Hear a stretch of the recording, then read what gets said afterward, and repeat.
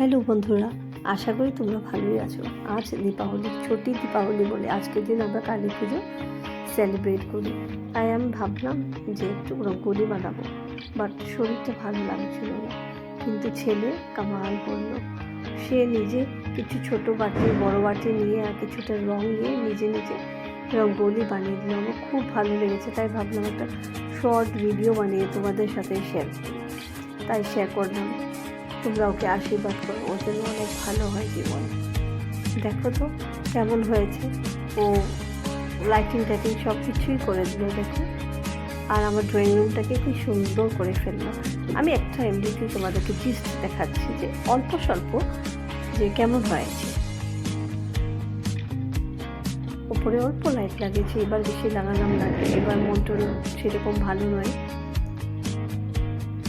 এই যে আমার ড্রয়িং রুমে এটা একটা ল্যাম্প, আর এখানে সামনেই আমার ছেলে এটা বানিয়ে এখানে একটা প্রদীপ দিল।